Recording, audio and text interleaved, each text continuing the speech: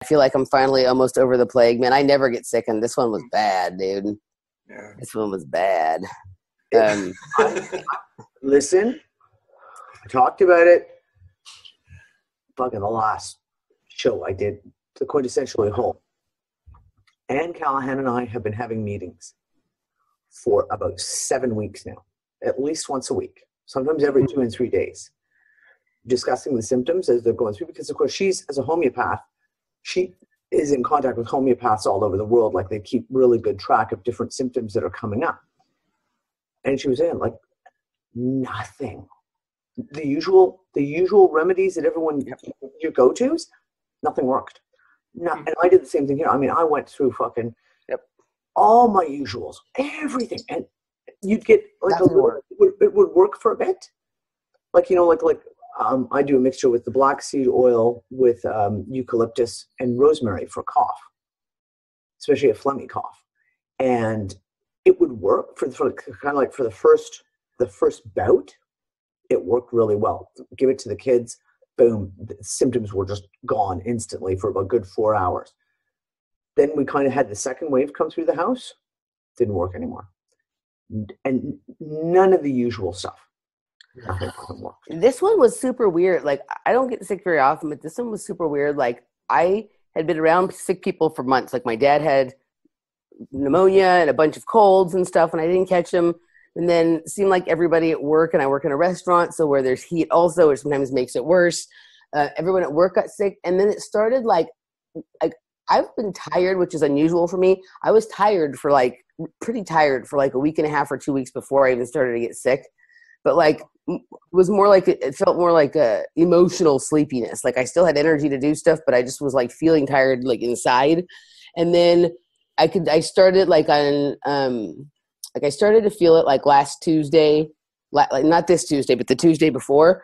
It was like, you know, I could feel like the little tiny tickle coming in the throat, and there was like some back pain that was weird. And then I woke up in the morning on Wednesday, and I was like, well, I'm not sick yet, so I'm going to try and get in one more run before I get sick. So I started running, and I got like 2 or 3 miles away from the house, and I was like, I can't run anymore. And now I'm all the way 3 miles from the house, and I have to walk back. And during the course of the walk back, like, it settled in, like I lost my voice during the course of the walk back, and like everything started hurting and whatever. And I had plans to go to lunch with a friend before I went to work. I canceled that and just went to sleep until it was time to go to work. And I had to work all like through that. I worked on, but like for 3 days, for just Wednesday, Thursday, and Friday, or was it just Thursday? It was just Thursday and Friday. It was just like only a sore throat and the back pain. There was not the other stuff. So I thought maybe I can just, I took a lot of stuff. I thought maybe I want to escape just with that. And I was thinking that. And then on like the Friday night, I spent the night at my mom's house. And I woke up in the middle of the night, like my head was all stuffed and like sniffly and awful. And I've pretty much been sick since then. I started to feel better about 3 or 4 days ago, but it's still, I still have that phlegmy cough and whatnot, and nothing that usually works. Like, usually I can like drown it out with supplements, you know what I mean? With like oil of oregano and with other supplements. And I always take a lot of really high quality vitamin C. You know what I mean? I drink a lot of green. Nothing was working. And like, yeah, nothing was working. So I just had to let myself just like, I was taking, the one thing that I felt like did help, one of the listeners of the show who lives around here gave me propolis.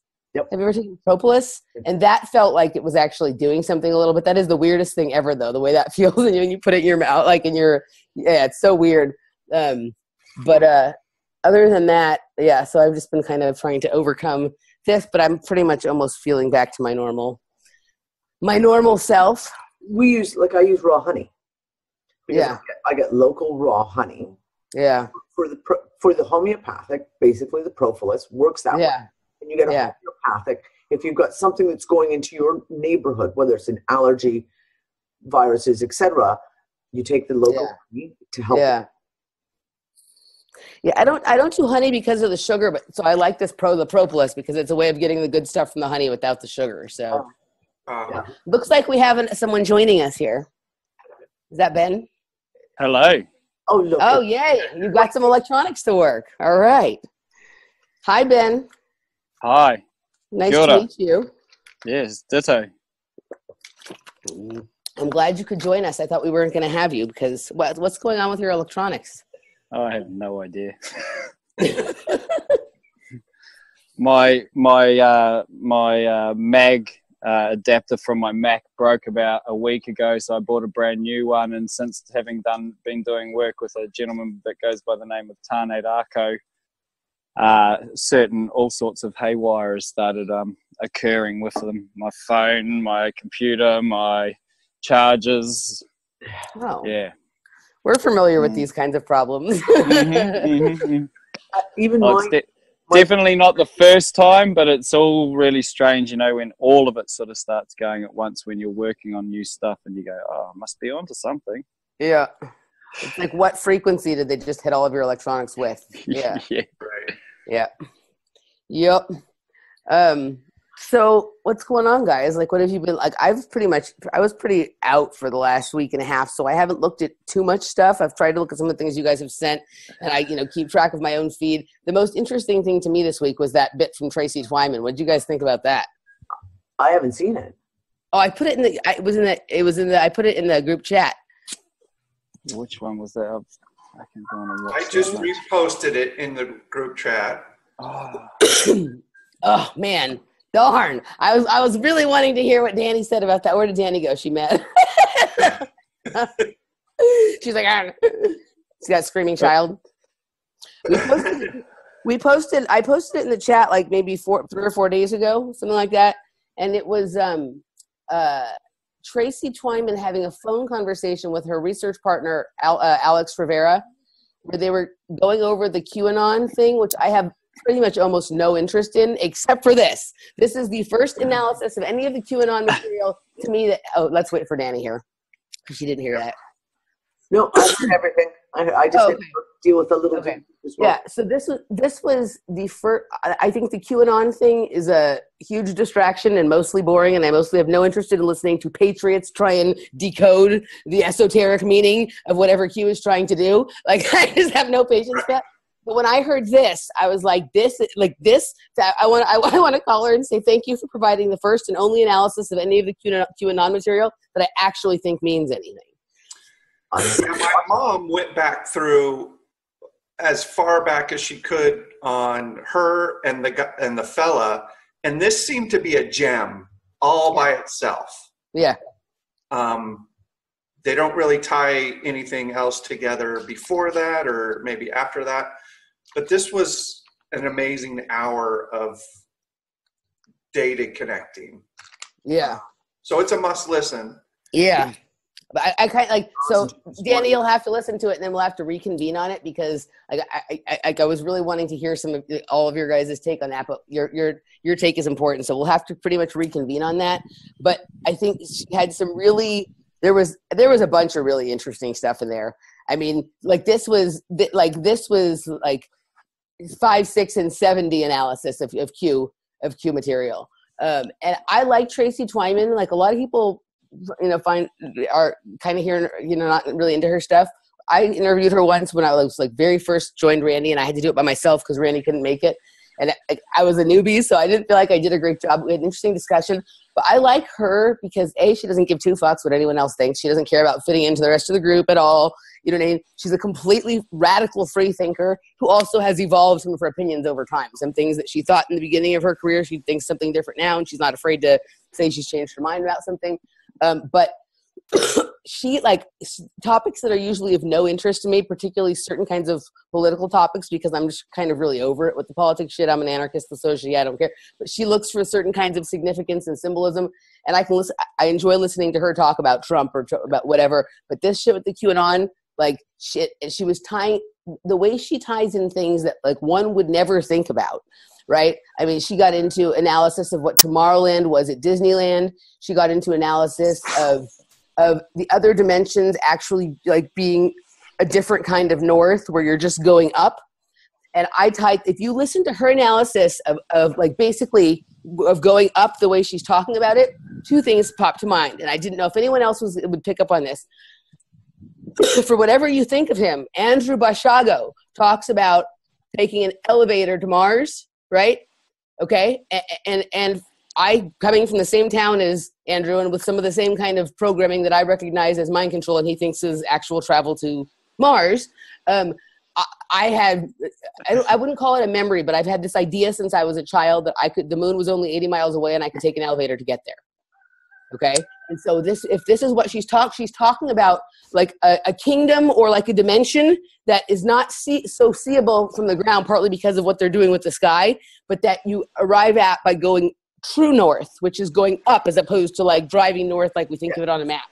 And, and she's talking about other worlds being kind of up that way. And she was talking about this in relationship to some satellites that are called Pegasus. And remember, the program that Andrew thinks he was part of was called Project Pegasus. Yeah. Right? So if this is like, I think she's closer to what, if he would give up this whole thing about going to space, and if you talk about going to another dimension higher up, then I think we're talking. You know what I mean? But it's super interesting. And then the way she talks about the whole thing with children at Tomorrowland and Disneyland was totally fascinating to me, because I like, that's part of the whole point of like the Mickey Mouse Club and whatever. When I was a kid, I did something called Mousercise, like a TV program that all the gymnasts would go on, and we do the little exercises and stuff like that. But so there's always the Mickey Mouse programming, and some of the shit she was talking about, that when you went into Tomorrowland and you would go on some of the rides, that they would give you like a pin to wear, and if the light shined on the pin just a certain way, it would like open up a door to the kingdom. Like the Magic Kingdom was maybe something that was up. And you think about it at Disney World, she was talking about in relation to Disney World, they have that thing at the Epcot Center that is like the needle that is up, and then there's like a whole world up there. Right. So whenever people are having these conversations, I want to jump in with my 2 cents, and I wish we could have like a larger roundtable about this kind of stuff, because what I'm really starting to understand is each one of us has pieces, whether it's from our research, our own experiences, our creative thinking, our imagination, or whatever. And it's just that like we're all kind of separated in some ways. And there's some people whose material like doesn't come across some of our paths, and others who we more focus on and whatever. But that hour and 15 minutes was one of the richest things I've heard in a long time. A long time. So to tie that. Okay, go ahead. Yeah, go ahead, Jeff. No. Tie that to maybe Hollywood soft disclosure, Marvel's Inhumans, there's a whole Inhuman collective on the moon that popped down, which also ties to that TV series Alphas, which is, a bunch of kids that have telekinesis, teleportation, all these abilities. Okay, so you're talking about going up. It's interesting that she tied up to, or north, true north, to Mecca. Yeah. Which. And the Black Cube. And the Black Cube. Which, I guess Dani will know.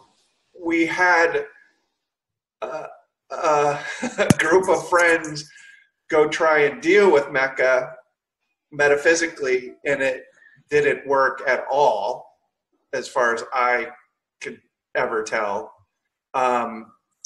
because they didn't understand the game. I don't really want to go very much farther, because it was a fail. It was a fail, right? There was such massive backlash from that. When you do something right, that's backed by responsibility and universal lore, not violating it, things just happen clean. Yeah. And yeah, Mecca's a target, I guess. It's something to look at, but you have to understand what that is first. Yeah. You can't just go blindly charging in without any comprehension. Yeah. No, because all these interesting data sources, from DeSantis to Tracy, and I posted in the group chat another fella. Who is that you sent me, Emily? That Are We in a Simulation guy? He's Persian. Oh, I told you about him. Yeah, his insanity is sanity. Right. Yeah. So. I know. Yeah. Yeah. I have to check him out again. It's been a long time. Yeah. So there's all these interesting disparate data sources talking about Fringe's pocket dimensions. Yeah. And And even you'll see Mr. Robot even goes there. I just started chewing on Dark Matter season 2, and I was trying to figure out which one I was in, and all of a sudden they jumped into the ability to go into a hidden pocket dimension. It's just everywhere. Yeah. So this is up on the plate. I think this is what DeSantis and those core blockchain kids they're doing it, but that is something completely separately different than the astral realm. It's just, it's a perpendicular reality. It's something that it can be, I think it's clean if you know how to do it. Yeah. Yep. I agree with that. And it's a perpendicular reality. It's at 45-degree angle, like what you guys were talking about in some of your conversations. And if you look back to Fringe with the mirror at the 45-degree angles, like everybody's so looking for a parallel reality. It's not. It's perpendicular. And the 45-degree thing, like that kind of just comes logically. It's like, you know, if you look at the First Nations, all their structures, their teepees, their everything faced east. And then all of a sudden we end up with this direction of north, which is essentially nowhere. But what I was going to add on your whole elevator thing, I don't know if you guys remember, there was I think it was sort of from the late 90s to early 2000s, there was a guy who was, what did he do? He was like he studied human biology, and he turned his talks into like a stand-up. And one of the things he used to do was he used to go, right, I'm about to turn the lights off, and I'm going to ask you a question, and I want you to do answer the question with a movement. So he'd turn the lights off and he'd go, everyone point north. And of course, all the men would, or generally like 90% of the men would point to the compass bearing north, and most of the women would point straight up. Mm-hmm. And then, of course, they sit there and go, well, look, this is men's bearings and da-da-da-da-da. But if you actually throw it into the whole thing of schooling, men have been taught that, and we clue into it. And perhaps the feminine is actually fully onto it and fucking pointing to the elevator. Yeah. Well, it's funny because, and I talked to Jeff after we finished the recording on Saturday, and Ben, I told them, because I went in to go take a look to see what I could see. And at the very, very end of what I saw was, I was looking through a view screen down at Earth. So Are you remote viewing? Yeah. So okay. The Earth was about yay big in the view screen. So looking down on Earth, and I saw the Earth completely encased in a red grid.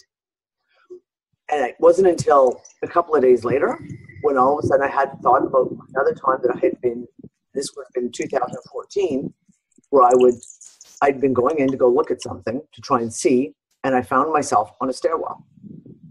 And I'm walking up, and I'm following someone. I'm following a woman who's in a mishmash costume. She's dressed like a geisha, but there's First Nations elements to her costume. Her whole look is almost indescribable, that you couldn't really define who she represented or where she was from. And I followed her up the stairwell, and I went on up, up, up until I'm basically like at the moon. And there's a doorway, and I walk in the doorway, and there's a control room. And she goes beyond this control room into another door, and I start to follow her, and then I'm like, no, this doesn't feel good. I think I'll just turn around and go back. And when I turned around, I'm looking out the door at the Earth. And you can see the stairwell is gone, but all I can see is the Earth, the exact same view of the Earth, covered in a grid. And then all of a sudden, I just saw the whole grid just explode, like just, and it just, all the light from the Earth comes shining out. Like this, it started like it became illuminated, and all the grid around it exploded. And that was 2014. But the same type of thing, I can remember at the time going, what the hell does that symbolize? That going up, like climbing a stairwell, going up to the moon. Led Zeppelin got it right all along. Yeah. But seriously. Yeah, no, seriously, yeah. So DeSantis's tweet, in his Twitter feed, he has pinned the white stairs. Yeah, with the purple door. With the purple like door. A pink and purple, yeah. I mean, it kind of seems like it's the white room, or the moon could be interpreted as white. Control room. Or is it another door? You know, if the sun is a portal and it has, you know, True. certain energies, could the moon be literally a doorway as opposed to an object? Is it like, you know, the fucking hub on a submarine? Well, what do they call it? The like people call it different things. The halls of Amenti, or the Hall of Mirrors, the Hall of Mat, the Hall of, yeah. And people see it differently, like whether it's a long corridor with all the doors, or for me, I used to always see it in the tower, and there were all the way as you went up the tower, there were doorways all the way out. Is that kind of like, is that what the moon is? Is it's just your central point that is the jump off point to? Well, also, like, what about the possibility that the sun and the moon are the same thing? Right? Like, that's something that I got into a little bit earlier this year, and I don't know if it's always been this way, but we have this weird situation now with this white sun, and it looks almost like they're trying to reflect something off of where the moon normally is and convince us that it's a sun. Like, did the regular sun go away, and now they're pretending that the moon is also the sun?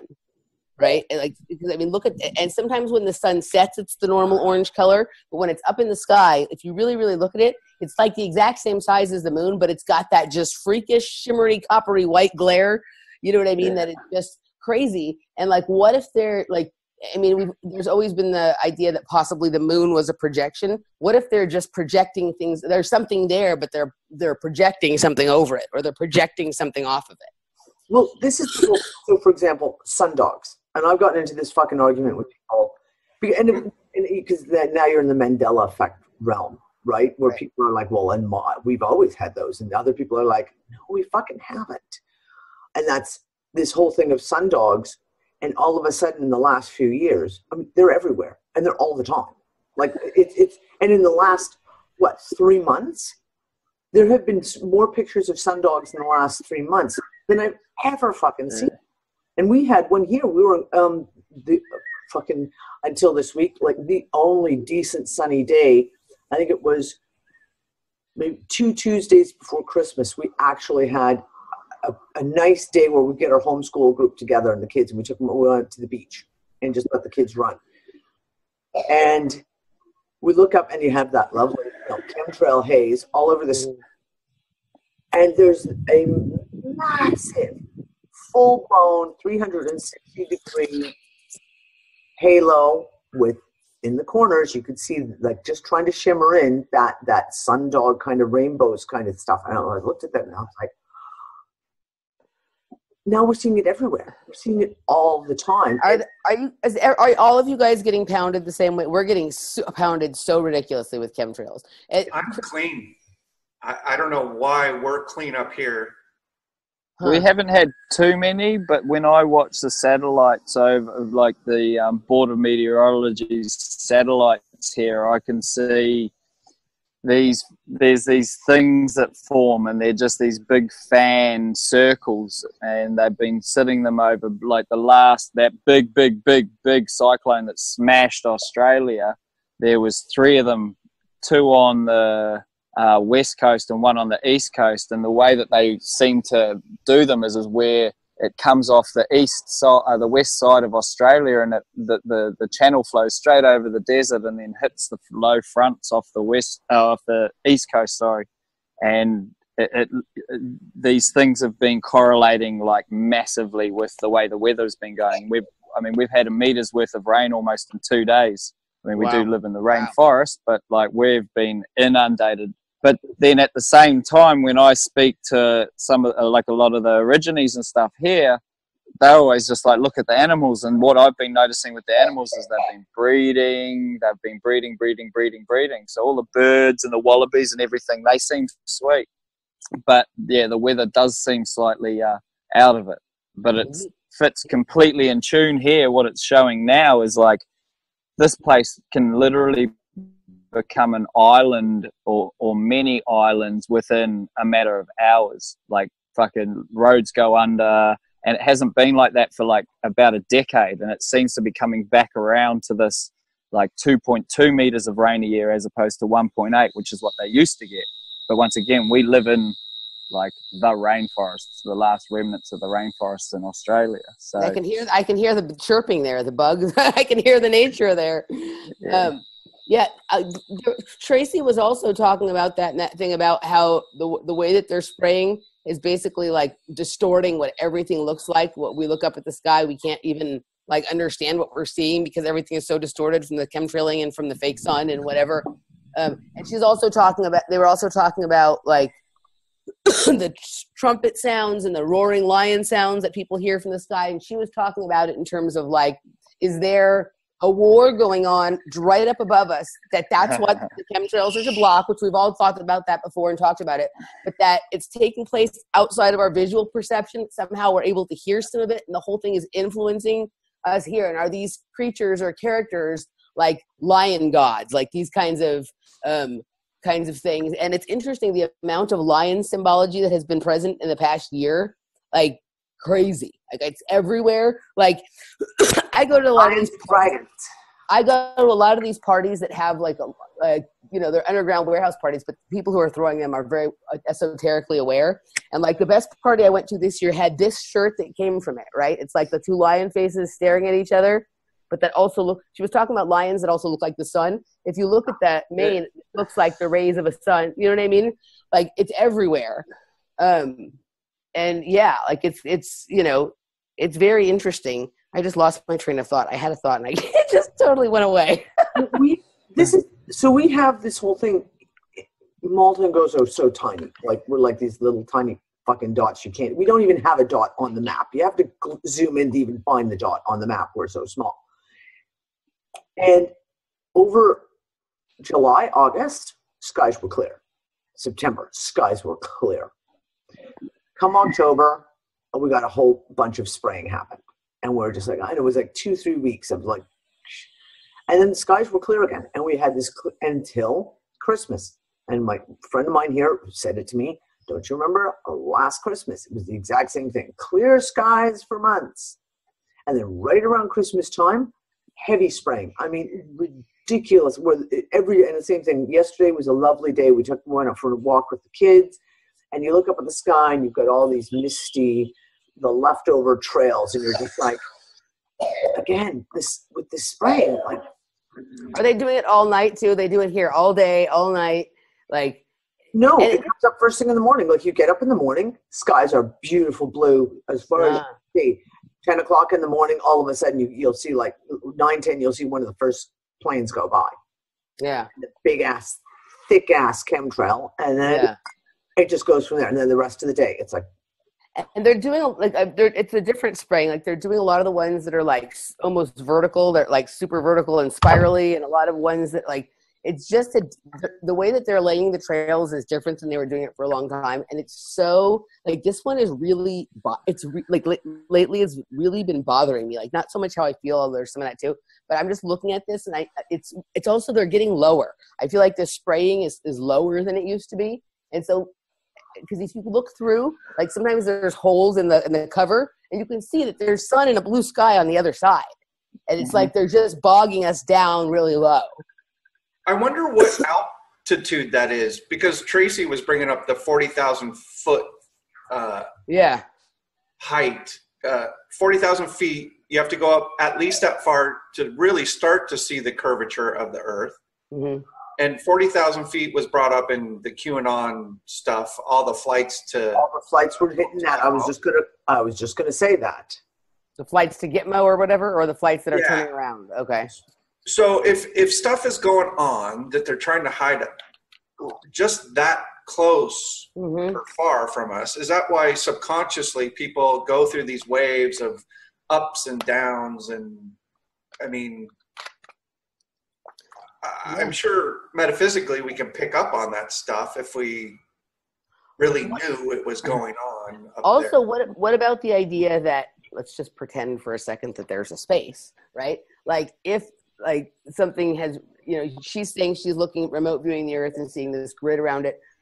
If they click whoever exists outside of Earth is like, this situation on Earth is fucking crazy, and they're like tightening the net around here so that the people who think that they can escape off world are not going to be able to escape off world.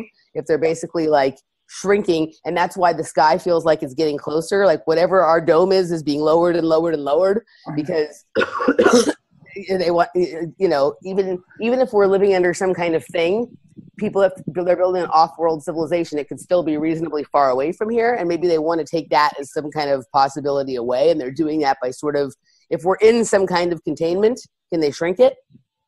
Well, the other side of that is if we're in some kind of containment, is it shrinking because it's losing its power? Yeah, I mean, and Danny and Jeff know me. I keep going on and on about this, but through my research, I started looking into time and what the fuck it was and where it came from. And in doing so, it led me down looking at longitudes and latitudes. Yeah. And longitude and latitude, when they exist together, they create a grid that they call a graticle. And a graticle is an odious thing. When what exists together? When what exists together? Well, longitude and latitude, when they're put together, actually create the grid that they create is called a graticle, which is an odious, monstrous thing. It's not, whatever it is, it's not nice. Like, it's really not nice. By definition, it's not nice. By definition, that's what they actually make. So longitude plus latitude equal graticle. Graticle is an odious, what do they call it? An odious grid. And then I've always sat there and thought, because like we deal with a lot of the metaphysics and radionics and alchemy, and it's sort of like, in radionics, that's all it takes is some form of energetic grid with a photo over it, right? Yep. And then you're able to manipulate certain areas depending on what you're doing. So you can deal in radionics, you can deal with the soil, with plants, with pests, with the atmosphere, the same as you can with humans, with them being sick and stuff. And what we were getting told, because we've got a couple of these guys that have been radionics gurus for like 40, 50 years, is they've actually, now homeopaths are using radionics machines to charge their tinctures more than they're actually using like pills and extracts now, because they're finding it more beneficial with the radionics. So if the power that be has this kind of tech, I mean, literally all it literally takes is a black and white image of the planet or Earth or the world sitting on some grid in some motherfucker's table, and then they just sit there and go, well, go grid over that area, and just like, with their voodoo dolls or whatever it is, they're just really playing with the ether in literal sense. Well, and like that's why I'm buzzing out on this Eric Dollard again. Eric Dollard's great. I haven't listened to him sitting there going, well, just recently I'm sitting there and listening to him talk about electricity, and essentially he's like, there's no such thing as electricity until electricity's needed, otherwise it is just energy. And he was talking about in the most recent thing that I've seen of his, which I think was from last year, he just started talking about how senators approached him about the energy companies. So he's been writing a dossier and doing some investigating, and because of the stuff that he does, he's discovered that three-phase power that was three-phase power 30, 40 years ago isn't, and they've changed it. They've actually changed the voltage, or they've changed the electricity itself, and therefore what that does is changes a magnetic frequency, because the dielectric, or the polar opposite of electricity, is magnetism, right? Yeah. So you end up with this huge grid, and here we are talking about HARP and whereas in actuality our power cables have literally been turned into, and are being turned into, same with like 5G and that sort of rollout, are being turned into these massive HARP monitors, essentially. So, the more heavy metals, and I know that they're putting heavy metals without getting anything tested, because when the chemtrail thing sort of first started coming out, we were making a lot of tinctures out of different types of mushrooms and shit. And for, over 2 or 3 seasons, it got to a point where there were absolutely no mushrooms. And, you know, I've studied mycology for some time, and I'm like, mushrooms deal with anything. My friend, it was out about that time that Monsanto had stated that they were about to release an aluminium-resistant seed stock. And I was like, fuck. So we started getting in contact with some of our crew, and aluminium will kill mycelium. Yeah. Like, it will kill it. It's one of the heavy metals that will, you know, annihilate it. So, and that's mitochondrial mycelium too, right? That's mitochondrial. So we're not just talking about like saprophytic and those sorts of things that live on dead wood. We're talking about the stuff that grows in like the living soil across the top surface. My friend Mia, who lives here, Dani, I think you know Mia Wasilovich. Yeah. She's a forager. She basically had to move on from that because there's been no mushrooms the last couple of years. And when I first met her, she was still sort of doing it. And like literally she would be so sad because they would go out foraging all day and find the amount of mushrooms in one whole day to find in 15 minutes. You know what I mean? Yeah. So that, but I also wonder that how the heavy metals are affecting the mycelium. Think about, so in Sensate, how they're connected by the psycilium, and what is that doing to our psycilium? And right, like, is that also?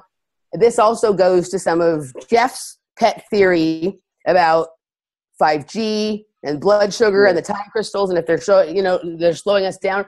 Like Jeff and I have been talking a lot about, because we like to nerd out on DeSantis's tweets and try and figure out alternate meanings for them. But we really like the stuff in I like the stuff in the July interview where he's like talking about how the space aspects of something can remain centralized while the time qualities be decentralized. And I'm almost wondering if these little pocket universes are just in a slightly different phase of time, just outside of time, right? So they're actually right here in the same place, but they're just like, they're not. And that's what he and I talk about in terms of like this DeSantis kid. Is he existing?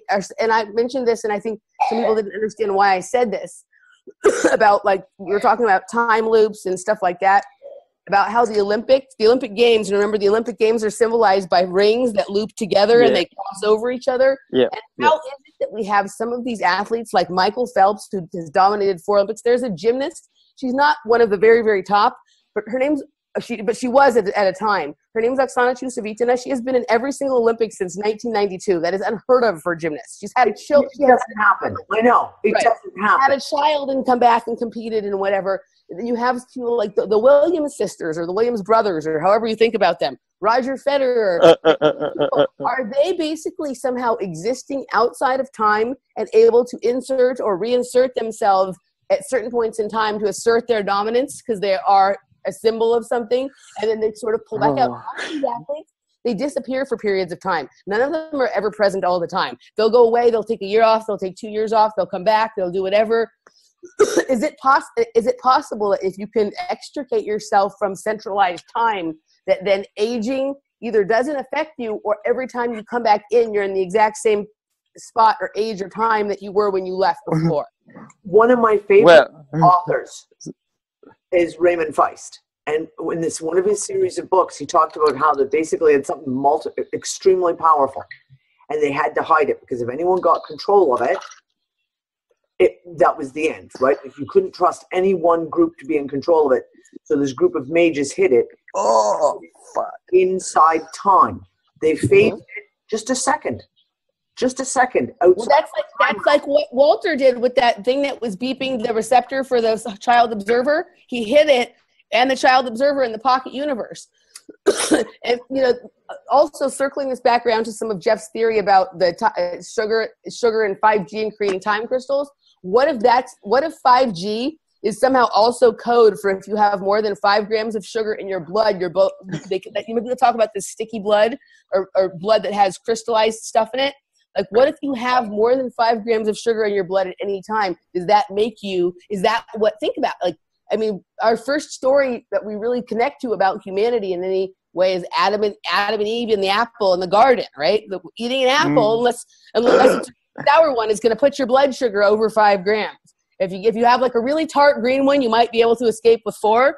But I mean, what if that's it? Like, what if the whole thing is we control, like, obviously we need to learn to control like our glands and our endocrine system, because the blood sugar then causes other things to secrete different kinds of hormones. But what if it's really about, you know, whatever they're applying to us frequency wise from the outside interacts with the amount of blood sugar we have? And what if diabetes is people whose bodies are not accepting to whatever they're applying to that sugar? The reason their body is rejecting the sugar is because their body can't handle the frequency being applied to it when it does to them. Think about it. We didn't have so much diabetes until it came at the same time as the frequencies, the chemtrails, all the more electronics and the cell phones and all that kind of stuff. And it just keeps increasing and increasing. It used to be a rare the vaccines. And the vaccines. Don't ever forget the vaccines. Yeah. You know what I mean? So like I just think that we have to look at like all the different little like layers of this. And I mean, if you look at some people like, you guys watch like Seven Bomar, who I have mixed feelings about Seven, but it's very clear to me that he's been experimenting with escaping time and coming back in and different things like that. Yeah. And he takes a lot of minerals and he eats a particular diet and things, you know, something different than I do mine, but similar kind of thing. And like, it's just, you know, it seems to me like, because I've never seen somebody who's able to go through so much information and get so much work done and seem to be so relaxed kind of all the time as he is. And I just wonder if he's like escaping time, doing all this research, coming back, you know, in delivering it. You know what I mean? If you're able to sort of put yourself into I mean, remember in Fringe, when they went into the pocket universe, there was that guy who had been trapped in there and he thought he was just in there for 3 days, but it had been 25 years. Yep. So moves outside of time. That yeah. time in there is outside of time, or moves at a different rate. But yeah, that's what I keep coming back to. Like for this last year, we've watched time speed up, and to the point of, like I said, I can remember in one of the shows in like October being like, okay, the day is only 12 hours long now. And that includes fucking going to sleep, because you were just like, oh my God, I could not. It was not possible to get the shit done, even close to the shit done that you used to do 2 years ago in a day. Right. We all have certain routines and they change up daily, but you have certain routines that you go through.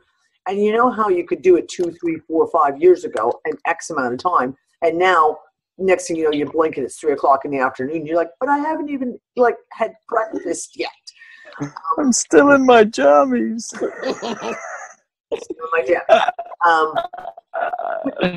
And then all of a sudden, and Randy talked about it, and you talked about it, that there was something happened in November this year, and there was some kind of shifting started to take place. December, time slowed down unbelievably, where it almost went what felt like to the opposite extreme, that every day was like 36 hours long. Mm-hmm. And it was crazy. And is this that time field? Is it kind of like is the time field as we are, let's say that grid is coming lower.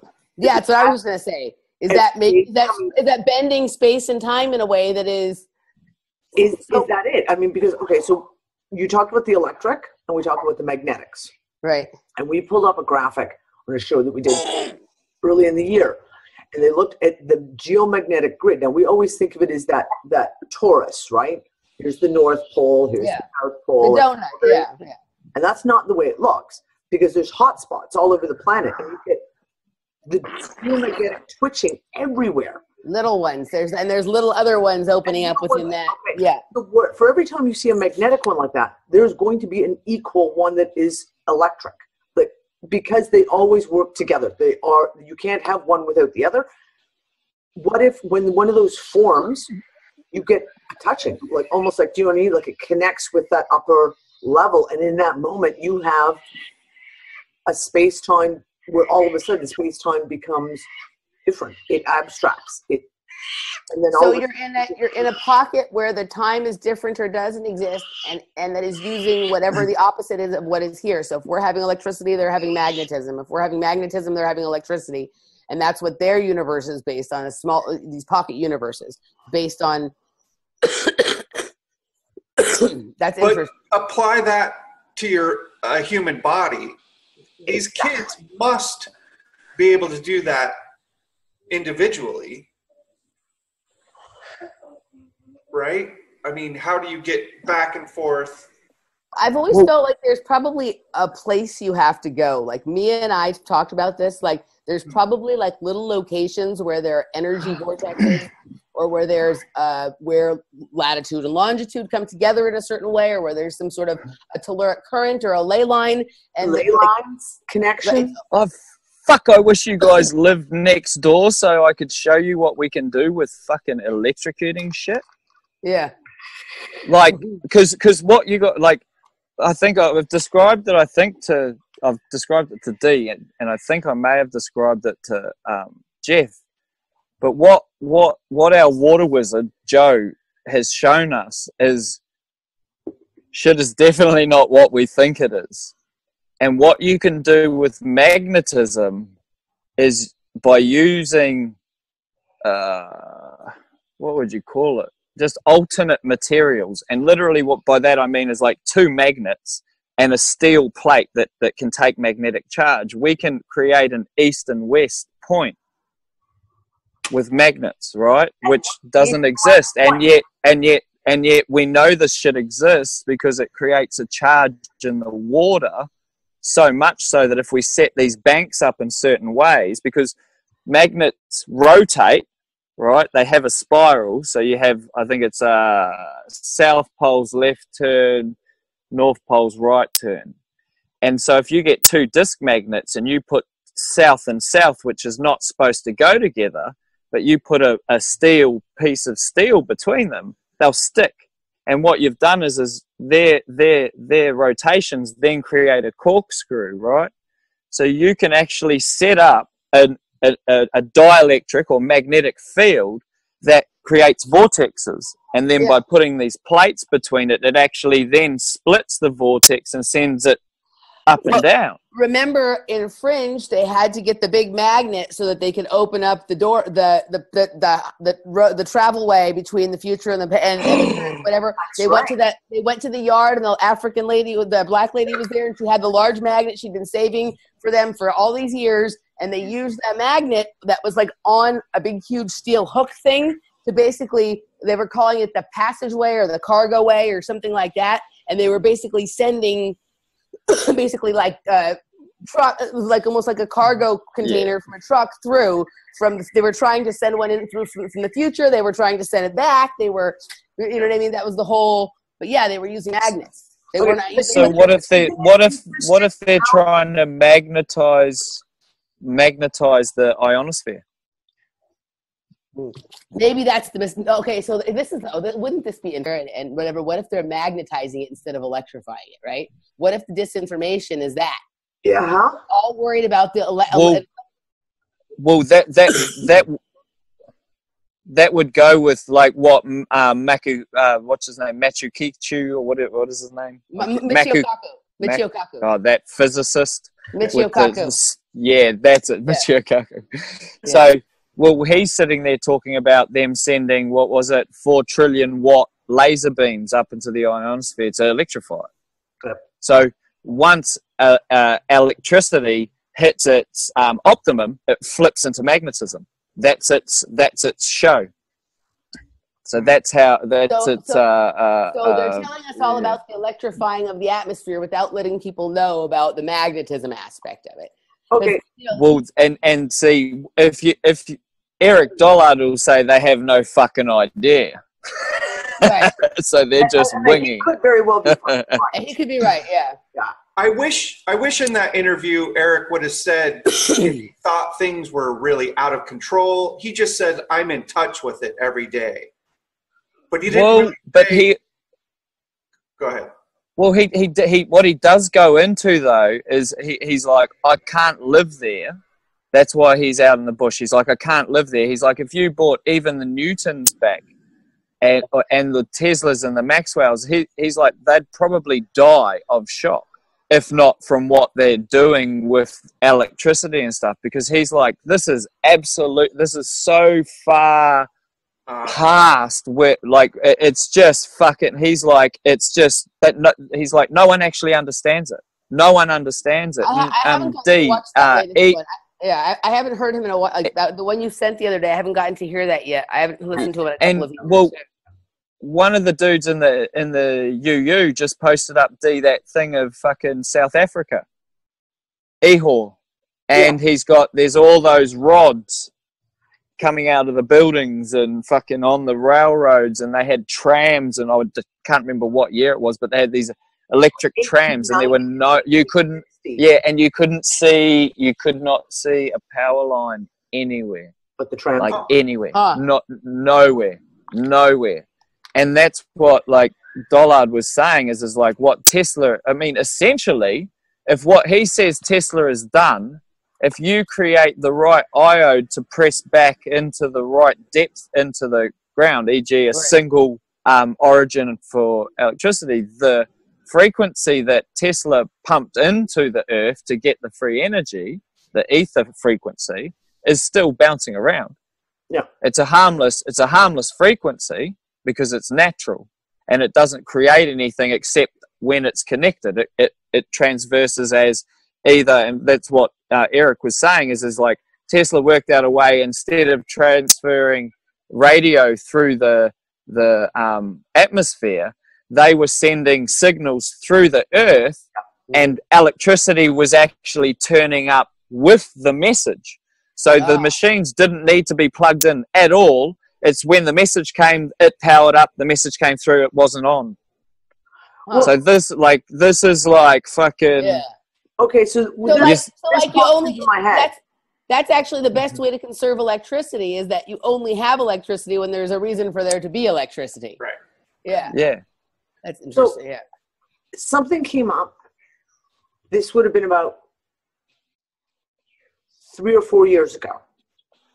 And I want to say, I think it was even Dutch Since who pulled out this piece of information. I'm not sure if it was Dutch Since or not. That he found a NASA document from 96. It was talking about the Van Allen belts. Mm-hmm. And how they sent something up. They sent something up. They sent a satellite up. They sent something up. It had these long either poles or long tethers on it hanging off of it.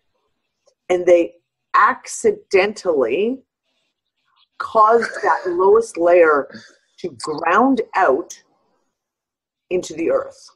Right. Like they drained it and grounded it into the layer of the radiation belt.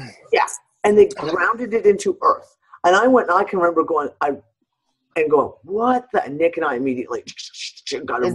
Is that what really increased the radiation level on Earth? Is that what does that make what Fukushima had to be a cover for? Did there have to be a reason why there was now that much radiation on Earth?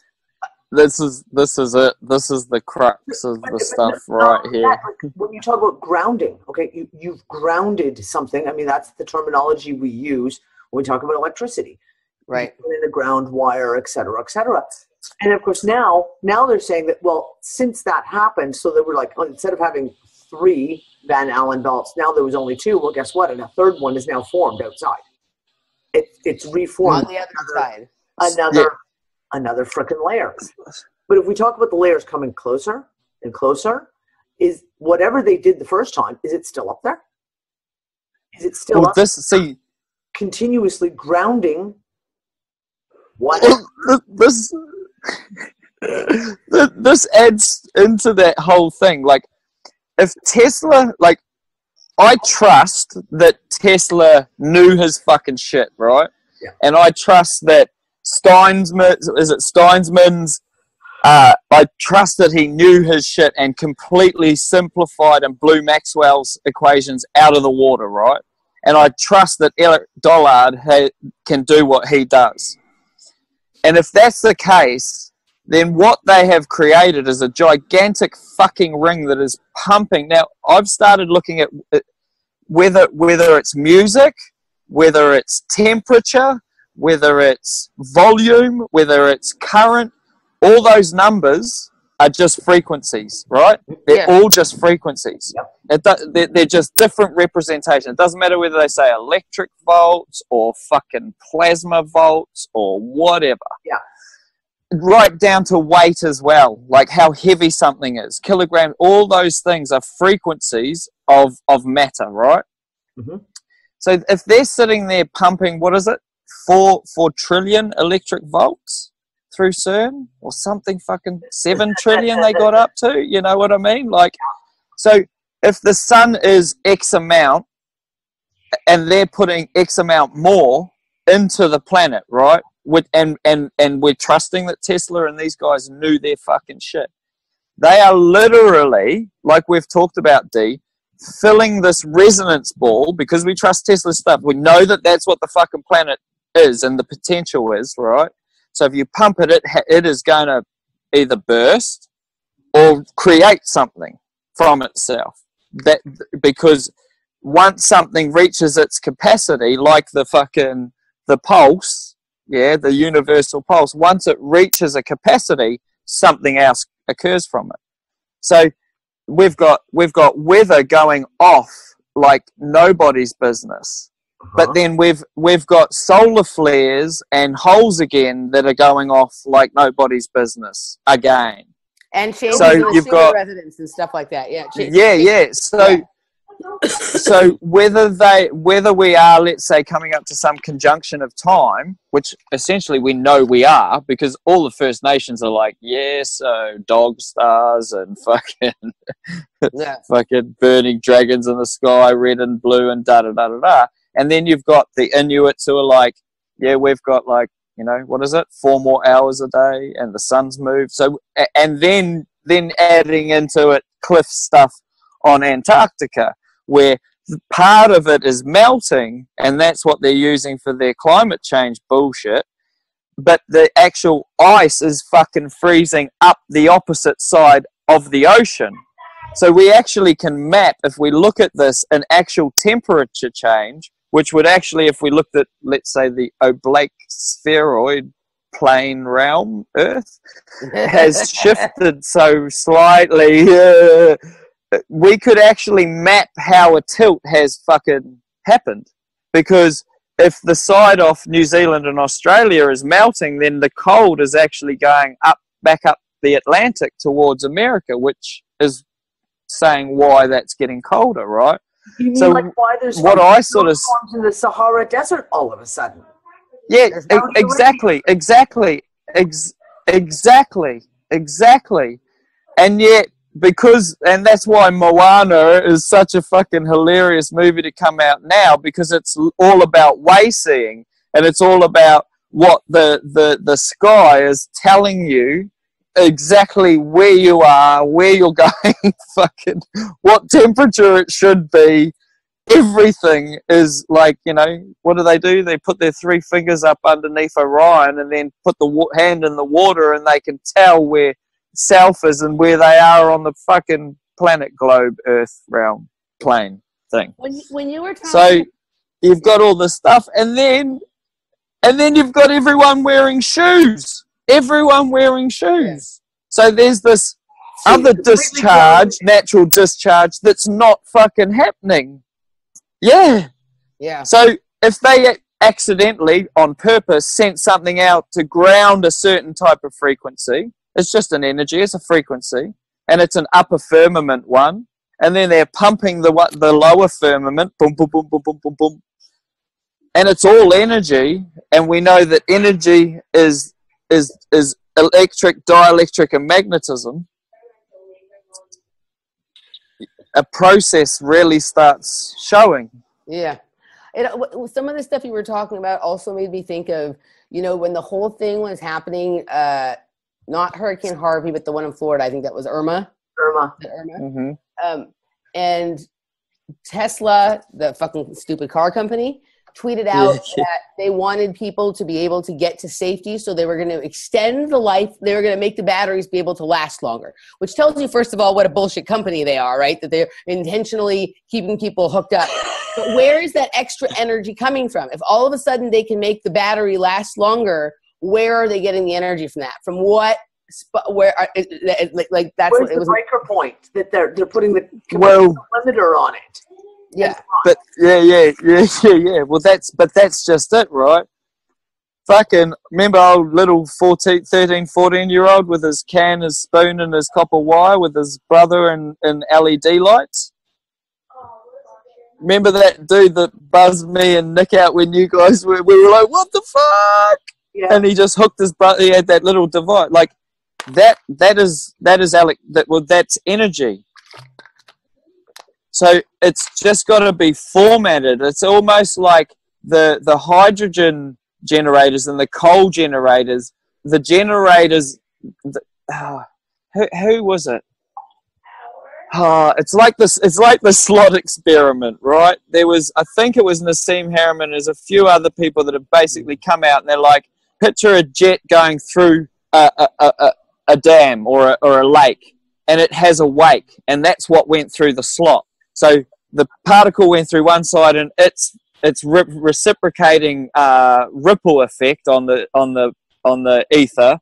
They just both went through, and that's what was going on. There's no sort of intent in there at all. Okay. But that same concept, we're looking at it like I say, it's like if we trust Tesla in that, then that's how it is. And all this other Newtonian physics stuff is kaput. Like it doesn't even stand. Well, I like Tracy's take on things, how she just looks at things, because we don't know a big picture. Are the elites or the guys running crypto terrestrials, whoever the fuck is running this planet, we don't know this bigger picture, because it could be a helping intent, or that has some byproducts or side effects, or it could be complete domination. Okay, screwing with all this ether around us, are they just trying to stop our ability to create pocket universes ourselves? Because that's our next jump. When I first started awakening, I went to Andrew Bartz's this little gathering, and he was adamant, before he really got apparently hijacked, that the kids will start building cloud cities, and the imagination of the human will just be amazing in that. Well, and remember in cartoons, there would always be the little bubble world. When kids would have like the idea, there would be the little bubble. And there's fucking cloud cities out there, dude. I saw one the other day when I was driving to work. There was a complete and total astral city right in front of me that they were trying to block with the chemtrails. You know what I mean? It happens frequently. When I drive to work, I'm driving in an area that is not far from the whatever the base is that's in Antelope Valley. I can't think of the name of it right now. But there's all sorts of shit that I see coming over the hill from that way. I see all sorts of like faces in the clouds, all sorts of weird things, but I see astral cities, I see cloud cities, but they're always trying to block it. It's like part of the purpose of the chemtrail is so you can't see what they're experimenting with over there. So what if these young dudes literally, and correct me, Jeff, if I'm wrong, this was one of the other things, was Andrew was saying that time was only a marker. Right. It's like your birth certificate. It's only a marker of the time that something occurred. That's what it is. It gets turned into other shit, but that's what it is. That's when Chris Kaler does his healing sessions and stuff like that. Sometimes he'll have things like he'll talk to me about like myself carrying a timestamp from the 7th dimension. Like I have a timestamp. So he talks about timestamps from different dimensions. So I wonder if that's just time works differently at each different level or dimension, or on each block of the chain. If time is the controlling factor or stamp for things here, which is the manifesting realm, right? Well, that's so if these dudes are playing with space, And that's, to me, that's why I was like, holy shit, listen to what this dude's, because he was like talking about space more than he was talking about codes or time in my eyes and in my head. And I was like, holy shit. But what if they're onto it? And that's exactly what they're doing. So space is this fluid thing. Quantum physics talking about the reciprocating space. Space, right? It's water. It's water. It's fluid. It's very. That just keeps coming back up, doesn't it? It just seems like it kind of dies off for a second, and then all of a sudden something else comes out. Talk about space as liquid, as a fluid, as a. But here's the thing about right, and these embryonic. Yeah, embryonic. Yeah. We talk about it all the time. Why are they so so intent? Your dog just ran by, so funny. He was like trotting in a way that was like he was out for his morning stroll. It was really funny. He just went up to the roof to have a poop. So that was it. Why are they doing everything they can to control the kids? From the education system to the vaccines to the drugging them down. Like, when the vaccines and the education system haven't worked, we've got to drug them down with ADD drugs and antidepressants, etc. Ooh, I just had are pulling this out. Like this is. I have a little guy who lives in a world of imagination, and Ben knows Kale lives completely in a world of imagination. He doesn't. Getting him here is so fucking hard because he is always in this world of imagination. And if they are creating it, I mean, like I said, one of my favorite authors, Robert Heinlein, that was the whole premise of his one major series of books, was that creators actually create. So like the truly great authors, the truly great visionaries actually create those universes, create those dimensions. They become a reality because they've put so much into it. Look at Lewis Carroll. Yeah, totally. When you guys were talking, when you were talking about controlling time, it made me think of, okay, so the first episode we did with Cliff on time, we were talking about the idea of time control or time domain technology as opposed to time travel. And we were talking about David Anderson from the Anderson Institute and what he deals with. And he is what he calls time control, right? So he like sets up basically a domain and then tries to control basically time in that space. And Cliff was talking about how there's like, basically obviously like no one's heard from him in a long time, like wherever supposedly he was last practicing his stuff, some government agencies came in and they were like obsessed with the building. Like they got rid of him. Who knows where they took him, but they were obsessed with the building, almost like the makeup of the building held the answers as to what he was doing there. But he was talking about how there were some people in Australia or New Zealand who are cheesemongers who wanted to use his technology to basically age cheese more quickly. And so basically he was talking about using either filters, applying a filter or a lens to time to either make time speed up or just time slow down. So what if that's what they're doing, Dani? What if when time was going really fast earlier in the year, they were applying a filter, or I can't remember which one it was. The filter makes it go faster, or the lens makes it go faster. And then when they slowed it down, it's like they flip it over, right? It's either concave or it's convex, whatever is being applied. What if time? You're muted, Dani. Dani, you're muted. Dani, you are muted. Fuck, sorry. And this is the thing. So the sun dogs that we're seeing inverted convex sun dogs. Yeah. Right? I've seen 4 separate pictures in the last 3 weeks of sun. Like a dome. Sun, here's the first arc, and then there's a second arc above it, which is impossible. You can't come up with it. You cannot come up with a physics formulation.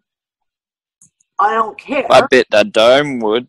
What about a 1,300 foot dome?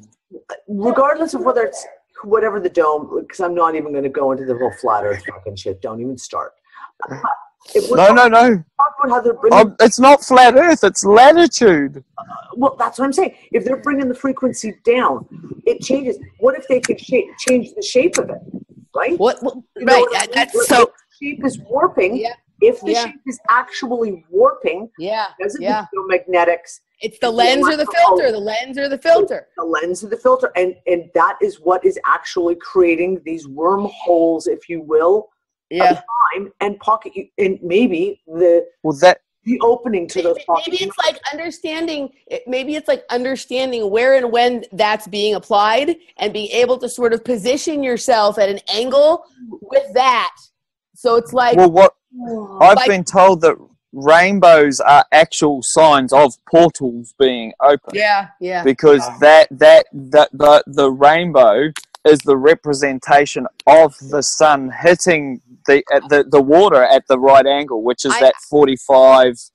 I know that for sure, because so much a part of programming for people like me who had to do with rainbow, right? Had to do with rainbows and going over the rainbow, and there's always the prismatic part, the prism programming and the rainbow thing. And I was in the fucking movie called Rainbow when I was little, and that was a large part of my thing. Was they always were like trying to get you to go over the rainbow, trying to get you to go to where the bluebirds fly.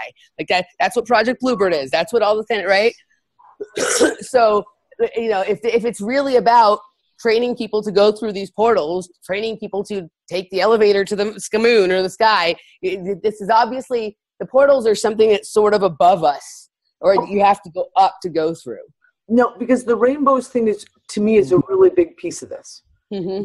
As it was in January of 2013, i.e. right after what I suspect was some major switchover. January 2013 is when I started seeing the rainbows in the clouds. Started seeing like what we now call chembos. Chembos, right? Like it was like every time I looked up, there was fucking chembos. And now we went to Morocco, and it started in 2013. Rainbows everywhere. Rainbows continue, and rainbows touching the ground. And I said this before. Have you seen rainbows at two spots? Like I saw one a few months ago. There was two. One on, like I was out there, I run at one side of the sky. There was one, and another side there was like a similar kind of cloud with a rainbow on it, almost like there was like something transporting across. Like I don't know. There was no arc between it. It was just two clouds, the rainbow on it, completely parallel to each other, the same spot in the sky. I have seen. So one of the things that they always told us, and you remember this as a child, it was always like you can never find the end of the rainbow. That's it. You always go find the pot of gold at the end of the rainbow, go over the rainbow, etc. You can never Lucky Charms and that, all that. Because it's an illusion, right? Yeah. So that you can chase it. And in the winter of 2000, actually, it may have even been January 2014, we had a massive rainbow appear in Morocco. And we had a whole pack of kids, all of our kids, and a bunch of other friends. And you could see the rainbow touching down on the fucking sand. You could see it. I have a photo of the kid. And the kids went tearing off down the beach because they were like, we're going to go find the end of the rainbow. And Nick and everyone's going, they're going, you can't. Like, it's an optical illusion. You can't. The kids fucking ran to exactly the end of the rainbow. And they stopped and they stood in the end of the rainbow on the sand and danced. Like they were like, and then they came back up and they were like, we found the end of the rainbow. They knew that they were dancing in the end of the fucking rainbow. Yeah. And since that time, we have seen rainbows that have been bizarre colors. We have seen rainbows that are just fucked up shapes. And again, a rainbow can't, by physics and analogy of what a rainbow is the same shape. It has to be, because it's a representation of reflection and refraction and blah blah blah. Okay. But we're seeing this, and now we see the sundogs, and we're seeing the sundogs that are with bizarre arced shapes. These all, I don't believe in coincidence. And when we have these conversations and we're seeing this kind of shit all coming together at once, there's a fuck of a lot more to it. Okay, and then what about? And go ahead. Well, that's what I was going to say though. Is like if we're going to trust Tesla and all these dudes, it's we trust we actually, we know. Like that's what I'm getting at. Is like we know that rainbows are signs of portals. Yeah. Like we know that. You get what I mean? It's like we know that electricity either is energy converted to either electricity or magnetism. So these are the things that like we're now like defining like what they're actually fucking with. There's no longer any that's what it's either this or that. The only other thing that what cracked me up was, remember, I can't remember his name, there was that dude and he was a pastor, but he'd broken like like him and a bunch of people who got together and they'd put like the Chinese stuff and Egyptian stuff and the Bible and all the stuff together, and they were coming up with quantum physics definitions and stuff.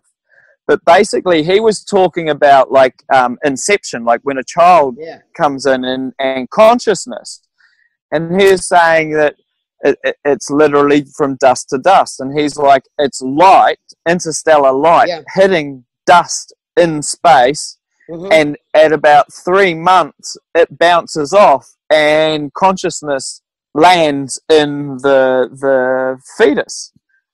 So what if we talk about invasions, and I'm just throwing this one out there because I feel safe in this group to say this sort of shit, but if it's dust to dust, right, and they're putting random particles or not so random particles to catch different rays of light, and we're talking about them bringing in or there being like, you know, different beings turn up and da-da-da-da-da. Interdimensionals.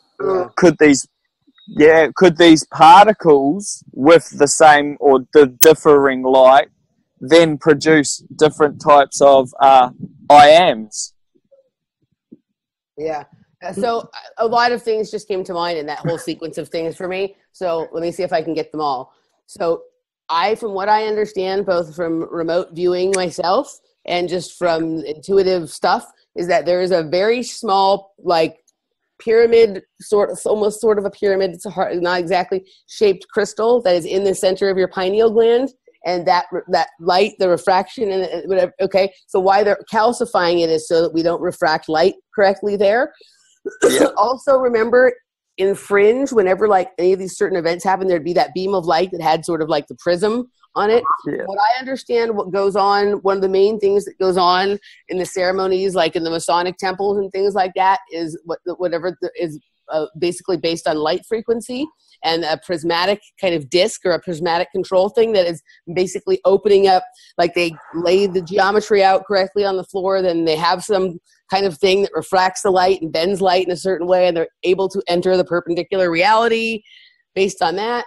Also, what is the Norway spiral, right? Like, what exactly was the Norway spiral? Is that a large magnet that was in the sky that was creating that kind of, was there one on the ground and one in the sky, right? And that was being resisted and creating that kind of thing there. So those I think that's pretty much, but also with I've long felt like they're hiding certain colors from us. There's more colors on the rainbow or on the spectrum or on the prism that they're not telling us about. And I know because I see them when I'm in the psychedelic state. There's colors that I see in the psychedelic state that you never get to see in the regular state at all. And those colors tend to be in that range between like red and indigo, like the purple and pink, where the purple and pink comes together. There's certain tones.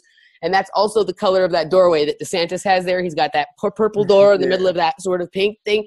It's that area where they're hiding information. Like, what if like the information is hidden? Like exactly. They're hiding frequencies, both sound and light. I think that's one of the things, like where I have so many of my realizations, but also where they're trying to assert so much control, is in the realm of electronic music, right? And when you go to these events, there's all these light shows, there's huge LED light shows, there's stuff on the screen, there's all sorts of shit going on there. But if you can kind of catch something at just the right angle, it's like a whole other world opens up for you. There's so much crap going on. There's like, it's just like I can't even begin to. And like now there's the whole thing to add to this conversation, which Jeff and I have talked a little bit about. But in addition to all the chemtrail stuff, what about all this vaping shit? That's like chemtrails on the ground that people are participating in. That shit is full of programmable matter. There's also right. They plug that shit completely. They plug that shit into their computer to charge it, and then they breathe it into their lungs, and then they blow it out, right? So everything that's inside of you is being imprinted on that and blown out and breathed into the people around you. It's part of creating the hive mind, but it's also just part of terraforming the ground level of the environment. Well, that adds into what Dollard was saying about them changing the electricity, right? Mm-hmm. Just that alone, even plugging that into a device and like your toaster, it is, you know, because all those different aspects are just the representations of capacity. So it's the same with color. Like what we've been told is chlorophyll is actually blue. It's not green, it's blue. Yeah, yeah. So the way that the light filters, it represents as green. So then if we've got more phytoplankton and floating around in the sea, is the sky, if it is blue, actually just reflecting during the day off of something, the blue of everything? Because water's not blue, water's clear. Yeah. Right? So if it is a reflection color, we see it as green. But then to add to what you were saying about psychedelics, I'm defined as colorblind. Mm-hmm. But it's not what people think. And I see shit that other people don't see at all, which is like really strange. But yeah, it's all, everything's just that representation, right? So it's all essentially programmable or not. And it's fucking... It's all programmable. It's whether it's programmed or not. And I think that's the kind of thing we're getting into, this really interesting space where there's like a battle as to who's going to program the atmosphere. I think that is so much at this point. The atmosphere is recording our every thought, and we're recording everything about the atmosphere in our bodies. And it's almost like, you know, we're getting to this point where it's true. Like the things that we think about and the intentions we have, if every breath we take is marking something, you know what I mean? Like we're in that. I mean, so as scary as this time is, it's also in some ways a powerful time, because if we're living in a charged environment, who's charging it? Right. And who's programming? They're trying to program the programmers. Yeah.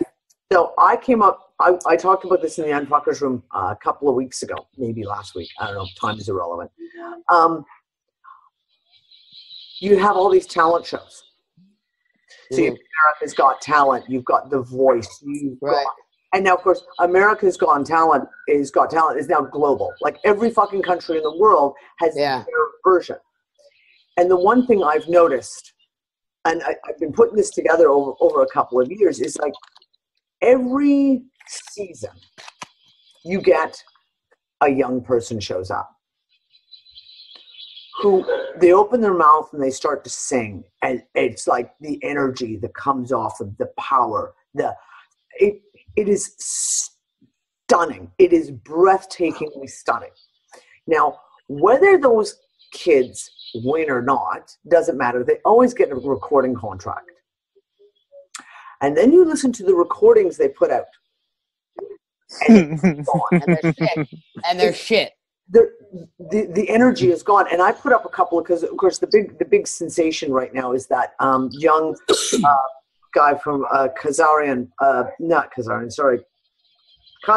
I think, who's Dimash. Astana, Kazakhstan. That's crazy. That place is crazy. Yeah. Yeah. This kid's name is Dimash, and he went on this China talent type thing, and he sings the song SOS, the human being universe type thing. I can't even remember what the proper translation is, which is a French song. And he has this voice that is just 5 octaves. It's so stunning in its power and its range. And when he sings, like, you literally feel it. It comes right out of the screen and you feel it. And so, of course, when I discovered this kid, I go looking. Well, let's see what else. And all of his stuff that he did live on that show has the same punch. And then I went and go, well, of course, he's become a superstar in China. He's been traveling all over Asia. They're promoting him everywhere. And then you hear everything else that he's done, and it's like kind of meh. Not that his voice isn't good. His voice is so stupendous, but there's no punch. Action. So if you look, so I've spoken about this with Mark Devlin, and it's in his first book where he talks about the ritual that goes on in the music business. Or this was maybe back more in the 80s or 90s when there was like a master tape, right? Master cassette. Yeah. They'd put it on an altar with a charging plate, and they would basically charge all this energy, basically put a curse on it or a spell kind of thing. And then now they don't do that necessarily, but all of the music now, because it's, whether it's electronic music or not, it's all electronic music, and it's all basically run through like a lot of it's run through Beatport software, because the tracks, especially if it's dance music, are available on Beatport. But with all the other kinds of music, similar kinds of things, they're basically have to be run through a software, and that software is now providing the kind of ritual where it's basically attaching other informational frequencies to it, that are basically. So the reason the passion is gone is because this other stuff is riding in on that energy, like something like Pro Tools. Yes. Well, but it's not even that they're putting stuff in; it's they are neutralizing. It's they make these shows so huge because they have to find these voices. They have to find these creators. They have to neutralize the voice, and they have to neutralize them. They have to also bring the octave or the frequency to a point that it can carry in the information that they want transmitted. And if the energy overrides that, it won't be able to push through what they're trying to push through. Is that why they annihilated the vinyl industry? Yeah. Okay.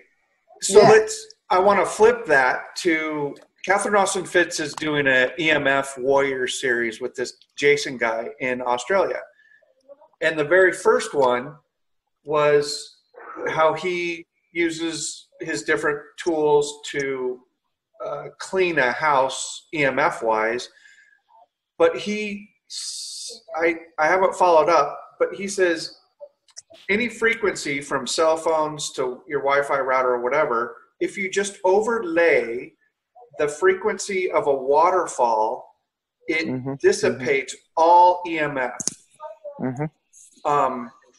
Charged water. It's the same concept. That waterfall has a frequency wave, and all we have to do is he knows the technology, but he won't do it yet because he's not supported.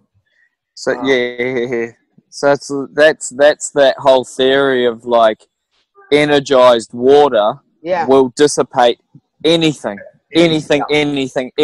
because it has the stronger charge. And that's one of the things, like what Joe does. Like, he got sent water from the mines in Papua New Guinea, and the water's 197.5% saturated with pollution. 197.5. So the pollution is polluted, and it's polluted. So in front of scientists, he put this water through one of his machines, and like, I'm not joking, this shit runs off of like 4 car batteries put in series. So about 48 volts. And within 3 minutes, he's left with water. Yeah. And because there's no byproduct, like the scientists are like, well, where's it gone? And he's like, what do you mean? Like, well, where's the pollution gone? Like, when you do this, it's got to separate. And he's like, no, everything's water. We just turned it to water. And he's shown us, like, he'll get dirty water and he'll zap it, and then it'll separate, right? So he'll pour all the clean stuff off, so you're only left with the sludge, and then that sludge will turn into water a bit more, and he'll pour that off until there's nothing left. Nothing. And it's like, but that's the thing with the waterfall, is it's charged. Yeah. It's charged. Yeah. And literally, like, you know, even the same with the CSG ponds. He'll pump out one CSG pond through his machine into the other CSG pond, and the other CSG pond starts cleaning. The CSG stands for what? Coal seam gas. So all the disgusting, the fracking. So he'll go from one fracking water pond to another fracking water pond, and the one that he's pumping into starts cleaning because of the water. Wow. So and that's where my mind got blown, because the whole idea is you just have to set up bodies of water with this charged water, and it will just attach itself to all the other water everywhere. And it won't necessarily turn everything back to water, because there's different charges and different frequencies that you can put in to water to have different things. So he can make one type of water, because he's got a what he calls an earth device and a heaven device. So one's electricity, and that's the heaven device, and the earth device is the magnets. Magnetism. But just through magnets, no setting up batteries, just magnets in sequence in a certain way with these plates, and he can shoot water like 20, 30 meters without it touching the ground. And then he does a different one, and he can put that water into a bottle, and you can walk into the dark, and it's got little lightning bolts that go pew, pew, pew, pew, pew in it. And it's just like, what the fuck? Have you just, I remembered something I wanted to hit on before we were talking, when we were talking about the concave and the convex, Dani. Have you guys ever heard of the theory of the concave Earth? Yeah. So I'm not emotionally attached to any paper. I think it's a realm, whatever. But I ended up down this very crazy rabbit hole with that one night. And this was right before the flat Earth thing started. So what happened was, this has to be about 3 years ago. So right before the flat Earth crazy started. It was the middle of the night. It was like probably 1 a.m, and I was I was doing research or watching videos, and I was getting ready to wrap it up. And for some reason, in the recommended feed, there was like something about the concave Earth, which I was like, oh, that's weird. What the hell is that? And I was like, no, that's just stupid. I remember the flat Earth thing hadn't become a thing yet. So I was like, what? I was like, that's weird. I don't know what, but it led me to click on it, right? And it was this like crazy guy who calls himself Lord Stephen Christ. Oh. And he was explaining about the concave Earth. And immediately I could tell he was crazy, but what he was saying on a certain level was making sense. So I listened to a couple of videos with him. And if you actually, now he just makes videos of self-aggrandizement. But if you look back on some of his earlier videos, you can get back past him talking about how he's right and everybody else is wrong and all that kind of crap. There's a few things in there that are interesting, right? But I started to dig into it. So it's 1 o'clock in the morning. I'm ready to go to bed. And of course, I end up really, really far down a rabbit hole. And as you do. As I do. And he basically was talking about, this book called The Cellular Cosmogony by this guy named Cyrus Reed Teed. And this guy, Cyrus Reed Teed, lived in Florida, in the late 1800s, and had a community, an off-grid kind of community where they were basically playing with free energy technologies and water purifying technologies and all this kind of stuff. And they did, people thought they were kind of crazy in a commune, but they did nice things for the city around them. They weren't necessarily hurting anybody, but eventually the marshal for the area came in and beat the Cyrus Reed Teed guy to death. Okay? And so, as they do. Right? And his whole thing, Cyrus Reed Teed wrote this book called The Cellular Cosmogony, in which he basically equated the belief in the Earth's concavity with godliness. So if you understand that, then the fact that Stephen is calling himself Lord Stephen Christ is not really him saying he's God. He's basically just saying that I believe that the Earth is concave, which makes me a god. Well, I started digging into this guy. So another way to say Cyrus in some of the more older biblical language is to say Koresh. And so I ended up figuring out that actually this was what was going on in Waco with the Branch Davidians, is they believed that the Earth was concave. And that's sort of what that community was actually in some ways really about. And I ended up so far down a rabbit hole to the point where I thought maybe this Lord Stephen Christ is a fucking illegitimate, the kid of David Koresh, because there was things in his bio without him saying it that make it seem to me like he was there. He's from Waco. That made me believe that he was there in Waco. And he's been to jail for some of his beliefs and things like that. But the weirdest part, so another term for this belief in the Earth's concavity is called Koreshanity. And that is why David Koresh chose the name Koresh, because Koresh as a nod to Cyrus or Koreshanity. The fucking same week I watched this video and found all this stuff about Koreshanity, who was the fucking creep at the Justice Department? Eric Holder right? Eric Holder comes out, and for 1 week, and that week only, the same week that I found this fucking video, he was calling ISIS Khorasan. Remember that? For like 1 week, he was calling them Khorasan. Yes, and it was like, what the fuck is this Khorasan? Khorasan is spelled the exact same way as Khorashanity. Okay, so K-O-R-E-S-H-A-N. Khorasan is spelled the same way. And literally, so there was this whole thing. So he comes out, he keeps saying Khorashanity, and literally 1 week later, the flat earth craze started. Literally 1 week later, all of a sudden my feed was full of videos about the flat earth. Almost as if they created the flat earth thing to distract from the idea of the concave earth, which this guy who's kind of crazy, but sometimes to be, you know, look what they've done to Eric Dollard, right? How crazy they've made him look, right? Sometimes when you're coming with some of these ideas, either they make you seem crazy or you have to pretend you're crazy so that they don't, that you can keep saying. So this Lord Stephen Christ, so that you're not legit. Right. So he's thoroughly annoying and he discredits himself by all the dumb shit he says. But some of the like graphics and drawings that he's provided as to what his idea of the concave earth is, to me, matches closely to some of the stuff that we've been discussing in this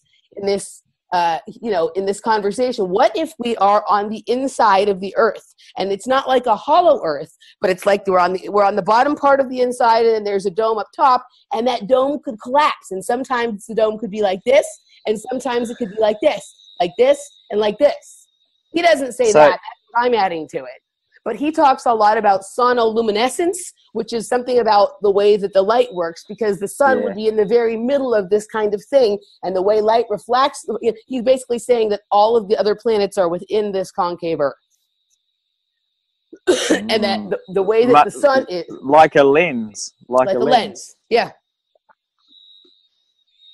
Oh, yeah. I mean, but what's funny is this Cyrus Reed T. guy died in the 1800s version of the way that David Koresh died, right? Where basically the law came out, right? Yeah, seriously. But this, you know what I mean? Like if people, the Alamo, or he was something like that. They rolled in the cannons. So I have no idea. This is just my theories about it. But like literally, I ended up that far down the rabbit hole about that one night, and I've always. Through all this flat earth stuff, I always say, you know what, like, I'm open to any of these ideas, but there's something about that concave earth thing that just rubs me in a different way, that like the perfect way to distract from the concave earth would be to create this flat earth movement, which is half right? Which is half right, but is missing the most important part, which is about there being convexity and concavity. Which is the exact opposite of a globe. Yeah. And so we are living, and they invert everything, right? Isn't that what they do? Well, you know, there would be a ring. If it was concave, there would be an edge or a ring, which is up to get out. Like out of the bowl. Yeah. So you got to go up to get out. Well, see, and that's the other side of it is like, and it was the reason I bring this up. I think it was before 1953 or 54. If you look in an American encyclopedia and you look up the definition of Antarctica, is it Antarctica? Or no, sorry, the Arctic, not Antarctica. It was the Arctic, I'm pretty sure. And it actually said the landmass in the northern region and a 1,300-foot dome. Yeah. No, that was maybe what if the dome is literally something that's just a plug? What if the dome, rather than it being completely, is like a plug? Yeah. It is your fucking decompression room between worlds. And yeah. The also if in his model, in the concave Earth model, all the planets are inside, making them much smaller and much closer, which would also make them accessible by an elevator ride, possibly, right? And also jump from and all that stuff. Yeah. You know what I mean? Like if all of, and also would explain why we're so affected by particular planets, even though they're so far away. Well, if they're a lot closer and they're just control rooms, I mean, what if Saturn is just a control room for time?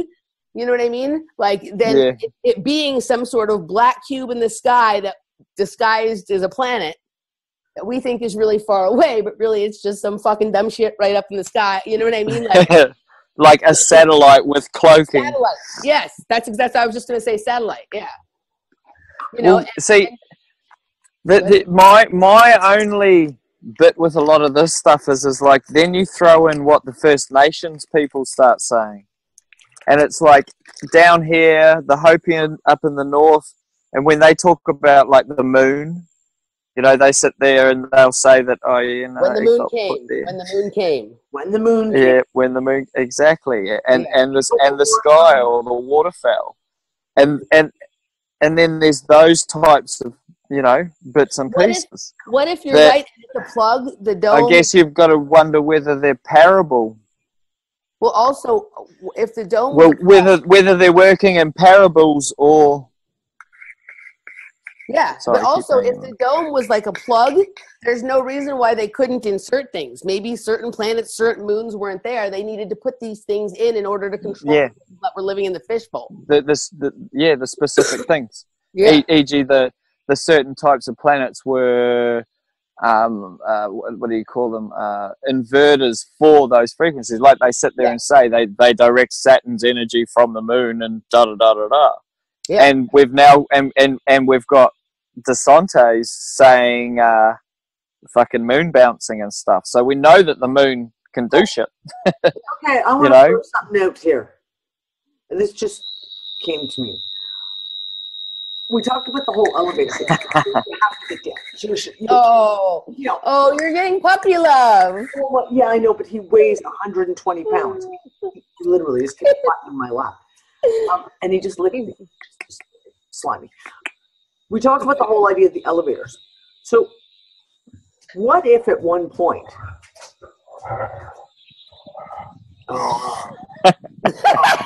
Your dog is so funny.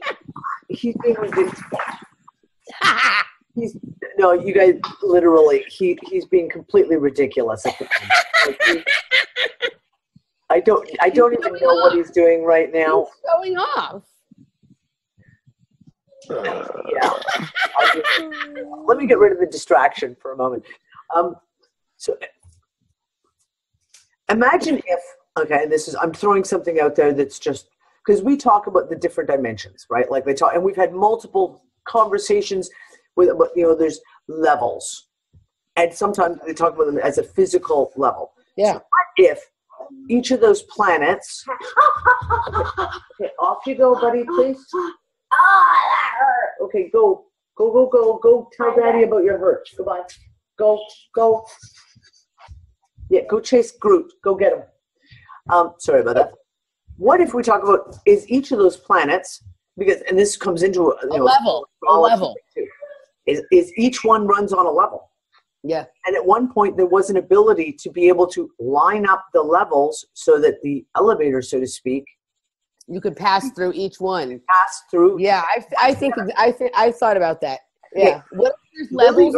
Well, first time we talked to Lily Earth back in, oh God, was it 2014? I think. She talked about that shift about the line and how it lined up like an elevator shaft, and that you could get from level to level to level. And that when the Earth was taken off the tilt, right, i.e. went from being like that 23-degree tilt, that it broke the elevator shaft, i.e. the shaft no longer met up with the other shafts. So it couldn't be used anymore to go through the levels. And when she said that there was, and to this day, there's a piece of that really... Maybe now you need an escalator or a stairway. You can't go straight up. You need things that go at angles. Or what if that's what the moon was? I.e. they had to install the moon to allow them to fucking put it off. To be able to get to the other levels. So in other words, instead of being able to go directly between the levels, you have to go to the moon. You put the moon in there as your very big conduit. Like each one comes off of that. All the way off. And that's why the moon was put in place, because the Earth is now off tilt. So that maybe the moon is like the hall of doorways, and each planet is like a doorway that's off of the moon. Exactly. But I also, just like you were saying, there was like layers. I think that is for within us too. I think there are layers, like there's energies, like energy layers within our bodies that correlate to the different levels that are planetary. Yep. When I was at a party one time, I was dancing and there was an interesting visual on the screen that basically superimposed the tree of life over the body and showed like where each planet was affecting a certain part of the body. And like Saturn was here and there was another planet and whatever. It was very interesting. And it was almost like an elevator coming up the body, like a ladder, like Jacob's ladder. Like each spot had a different planet. Yeah. Okay. Christine Anderson and that crew. Remember, Danny, we tried to get this kid on. He was like cytocosmology or something. What if our whole environment is a living cell and at a macro level? So as above, so below. What if we're just a cell? The sun is the nucleus. And the planets are electrons and atoms. Yeah. And then once you get outside of that envelope, then you have the cellular waters or whatever. The amniotic fluid or whatever. Yeah. Well, here's something funny I found this morning, right? And just shit that I've got printed out, but it's from these archaeologists that have been studying stuff over here in Australia, and they found potentially some very fucking weird and old stuff. But where are we? What it basically goes into is the fact that here it is here. So it states in the article that the Stone Age Aboriginal believed that men came from protoplasm created by God as a special species, and the original man could speak from the moment of his creation. They had a deep knowledge of the human circulatory system, and he believed that the origin of the planetary system was tidal, and that he understood the creation of the world and knew much about the light, darkness, and fire.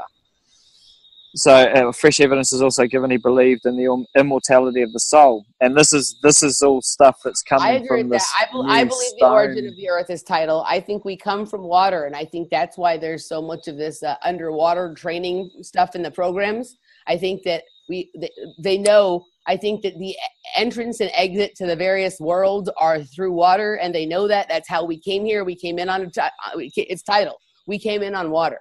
You know what I mean? And our births are even symbolic of that, and that we come in through the water. You know what I mean? From our mother's stomach and through the Admiralty law is all that stuff. Yeah, and that's matter, water. Well, even in Lilu's last message, you know, traveling through the water was an interesting little nugget right there. But so that little message you put there was what we said is that I don't speak our game. We have to go into their game. And I don't speak Lilu because I didn't pay enough attention to any of that stuff. So you might have to fill me in a little bit on exactly I got what the little 90-second message was, but like, what is this whole? I'm not fluent in Lilu.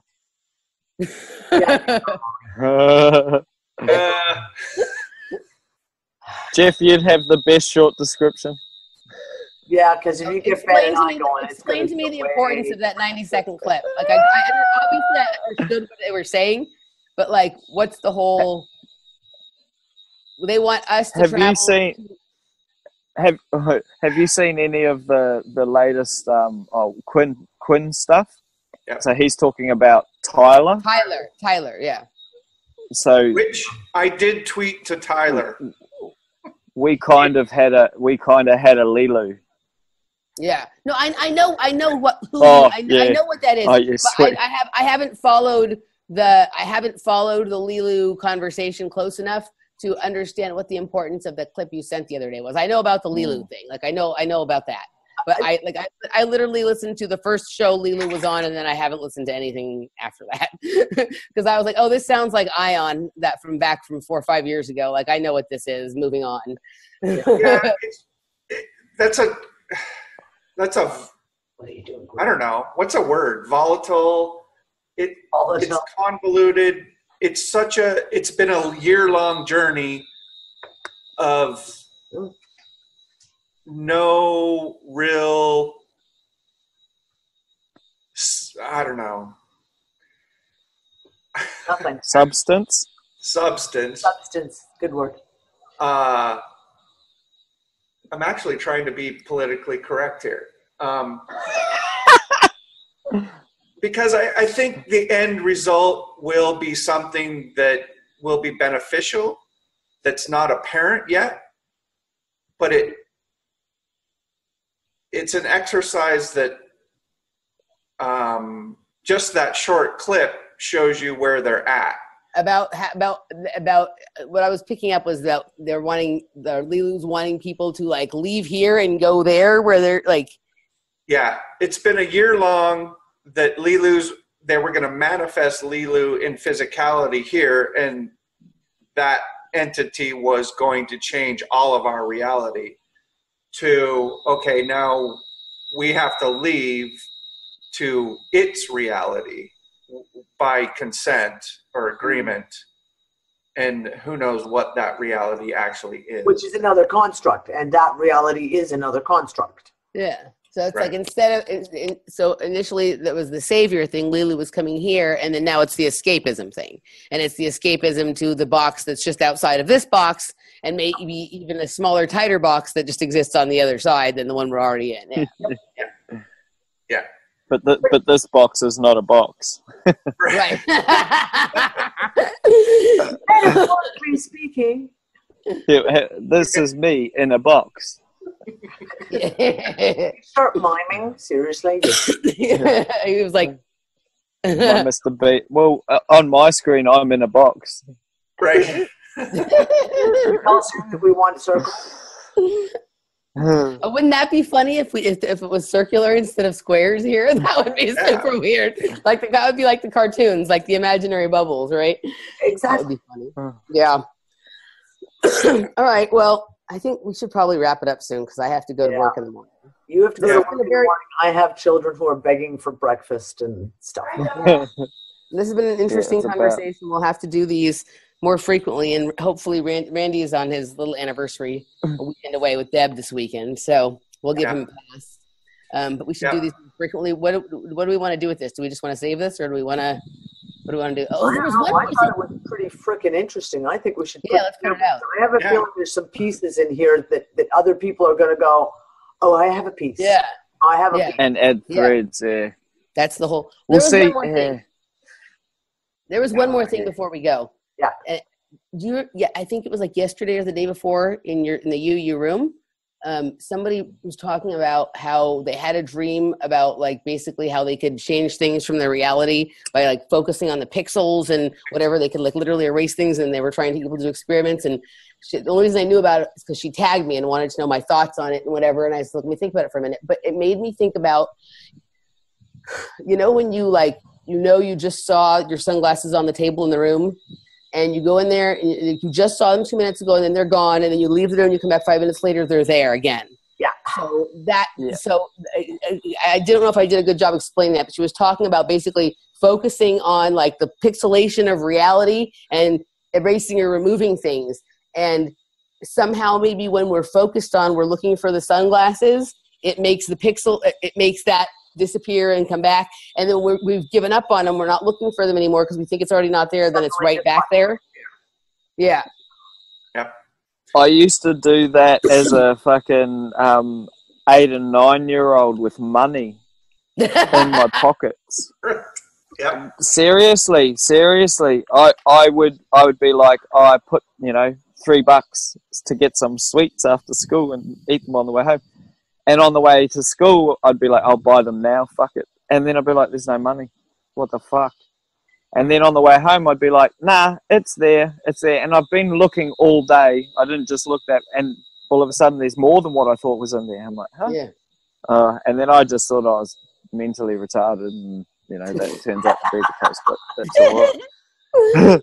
But that whole focus thing is like, that's kind of where my focus is. Yeah. And that's what, like, all the stuff, like, all these little hermits and alchemists and fucking radiologists and stuff that are coming out of the literally out of the hills at the moment, and they're just like, oh yeah, no, look at this. And all the stuff that we're talking about literally is like, these guys are talking about like, oh, we discovered a new type of atomic, or what they call atomic energy, but it's safe, but we can't do anything with that. And then there's Joe he runs cars, and everyone thinks they're hydrogen, but instead of using a pipe, he just uses a steel rod. And he goes from his device into the carburetor, and the car just runs. There's nothing going into it. Like nothing. So what we're talking about, all this stuff, it's real. But we're made to all think that we're fucking bonkers. and that it's just like, you know, whatever, a glitch or this, that, the other. But like that for me is the crux. It's like, I was having this conversation today, not to elongate this conversation, but it's like when you start looking at it, it's like you've got banks, you've got courts which have benches, you've got churches which have benches, and bench means bank, right? Yeah. So then it comes down back to this whole energy thing, and then they've got these banks and churches, and you look in where they used to build them was on old ancient cultures places, and they're storing our energy and all the rest of it. And there are banks on the sides of where there's water. So the water is where transmutation is possible, and on the banks is where they're not. Yep. Yeah. So, like, there's this evident thing that starts showing. Yeah, well, exactly. But what I find these conversations that we're having doing is we're actually being able to not so much define an actual point, but we're actually being able to siphon through all the distraction and actually come up with like what I call as the processes, right? So then if we start looking at those processes, it's like if we then have communications in the future on energy and stuff, like we need to kind of start bringing that Tesla and you know, Dollard stuff in, so that what we're talking about is no longer actual airy fairiness. It's actualized. It's been done. It's been proven. It's been shut down. Yeah. But, you know, it becomes very evident in even right down to like their languages and stuff, which is just, you know, it's quite funny. Yeah. All right, we'll have to do more of these. We have like maybe what we should do when we do some of these is like pick like a bunch of little videos that we all kind of watch, and then kind of come with our thoughts about them. Throw the ball on the table and say, yeah. Yeah, but yeah, this was awesome. So okay, so set up a deep immersion. A deep immersion, yeah, for sure. Oh, that's what we should call it too. Yeah, we should do these. We should do these chats and call them deep immersion. That's a good. I like that. Yeah. So Dani, I'm gonna ask you to, because Randy's out of town and he has access to our YouTube channel. I never do the loading to the YouTube channel. So if you want to load the video, and then I'll link to it, and then when Randy gets back, he can put it on ours too. But if you want to get it going. I'll have it uploaded by later today. Cool. Awesome. All right, kids. This was awesome. Anything else they want to say? No. Nah, because I'll just keep talking otherwise. Me too. All right, guys. Let's stop the recording here. I'm going to stop the recording now. Stop recording. Stop recording.